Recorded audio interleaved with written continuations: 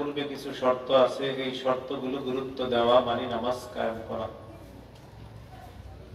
2 নম্বর আল মুহাফাজাতু আলা রুকুই ওয়াস সুজুদ, রুকু সিজদাগুলো ধীরস্থির ভাবে আদায় করা মানে নামাজ কায়েম করা। 3 নম্বর আল মুহাফাজাতু আলাল খুশুই ওয়াল খুজু, খুশু খুজুর সাথে নামাজ পড়া মানে নামাজ কায়েম করা। 4 নম্বর পরিবারকে নামাজের আদেশ করা। 5 নম্বর রাষ্ট্রের প্রতিটি মুসলমান যেন নামাজি হয়ে যায়, এই চেষ্টা অব্যাহত রাখা। নামাজ কায়েম করা দ্বারা এই মৌলিক 5টি উদ্দেশ্য। 1 নম্বর উদ্দেশ্য নামাজের পূর্ববর্তী শর্তগুলা গুরুত্ব দেওয়া। নামাজের পূর্বে কি শর্ত আছে? শরীর পাক, কাপড় পাক, নামাজের জায়গা পাক, সতর ঢাকা, কেবলামুখী হওয়া, অক্ত মতো নামাজ পড়া, নামাজের নিয়ত করা, এগুলা নামাজের পূর্ববর্তী শর্ত।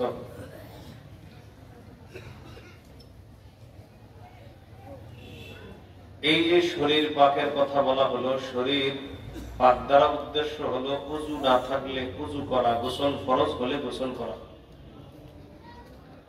সূরা মাইদার 6 নম্বর আয়াতে আল্লাহ বলেন, ইয়া আইয়ুহাল্লাযীনা আমানু ইযা কুমতুম ইলাস সালাতি ফাগসিলু ওয়ুজুহাকুম ওয়া আইদিয়াকুম ইলাল মারাফিক ওয়ামসাহু বিরুউসিকুম ওয়া আরজুলাকুম ইলাল কা'বাইন ওয়া ইন কুনতুম জুনুবান ফাত্তাহহারু।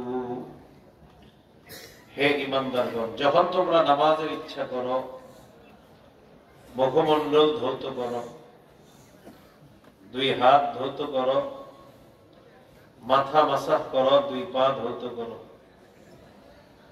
ওয়া ইন কুনতুম জুনুবান ফাত্তাহহারু, যদি তোমরা জুনুবী হও, তোমাদের উপর যদি গোসল ফরজ হয়, তাহলে গোসল করো। সহিহ বুখারীর বর্ণনা 6956 নম্বর হাদিস। عن أبي هريرة رضي الله تعالى عنه عن النبي صلى الله عليه وسلم قال لا يقبل الله صلاة أحدكم إذا أحدث حتى يتوضأ। রাসূলুল্লাহ সাল্লাল্লাহু আলাইহি সাল্লাম বলেন, তোমাদের কারো ওযু না থাকলে ওযু না করা পর্যন্ত তার সালাত আল্লাহ তাআলা কবুল করবেন না। ওযু না থাকলে ওযু না করা পর্যন্ত তার সালাত আল্লাহ তাআলা কবুল করবেন না। এই হলো আপনার শরীর পাক করা। তো নামাজের পূর্বে আপনার শরীর পাক সাফ আছে কিনা এটা চেক করা মানে নামাজ কায়েম করা।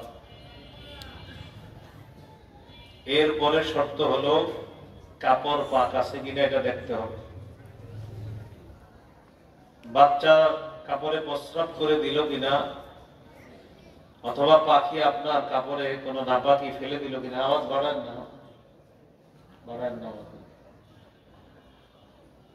এটা আপনি চেক করা মানে নামাজ কায়েম করা।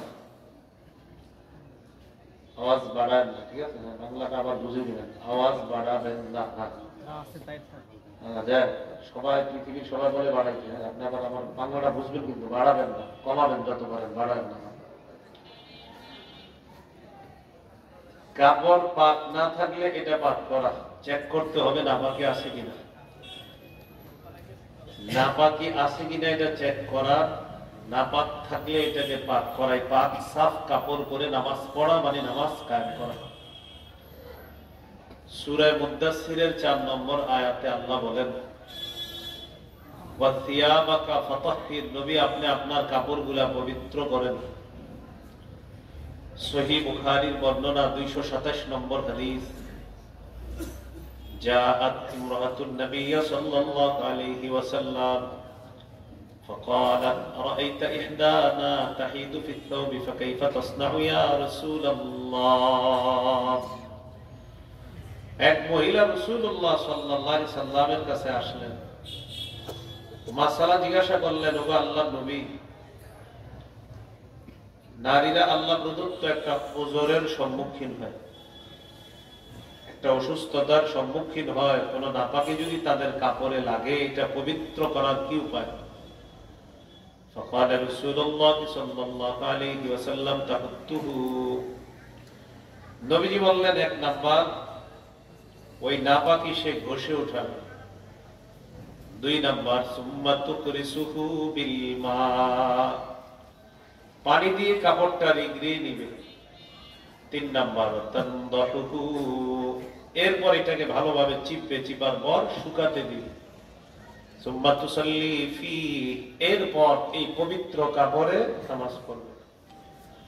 তাহলে হাদিস থেকে বোঝা যায় নামাজের পূর্বে কাপড় যদি পবিত্র না থাকে, এটা পবিত্র করে নামাজ পড়া মানে নামাজ কায়েম করা। নামাজের পূর্বে আরেকটা শর্ত হলো নামাজের জায়গা পাক আছে কিনা এটা দেখতে হবে।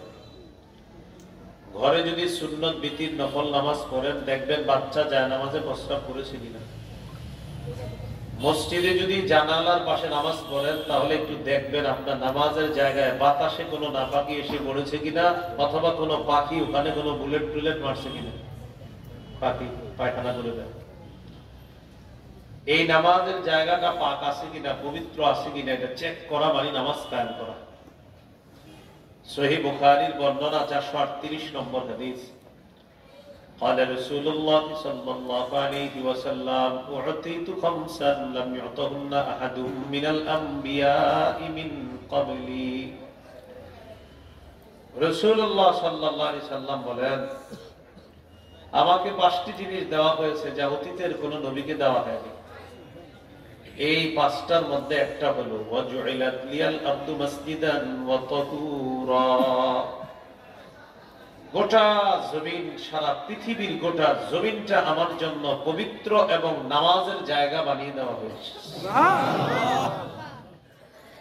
فأيما رجل من أمتي أدركته الصلاة فليصلي, আমার কোন উম্মতের যখন নামাজের সময় হবে, আশেপাশে যদি ইবাদত খানা না পায়, ওই পবিত্র জমিন এসে নামাজ পড়বে, আল্লাহ তার নামাজ কবুল করে নেবে। সুবহানাল্লাহ। হাদিস থেকে শিখলাম কি, এটা একটু বুঝুন। খালেকের পক্ষ থেকে জমিন পবিত্র, মাখলুক এটাকে অপবিত্র বানায়। এই মাখলুক অপবিত্র বানাইছে কিনা এটা চেক করে নামাজ পড়া, নামাজ কায়েম করা। সতর ঢেকে নামাজ পড়া গুরুত্বপূর্ণ মাসালা।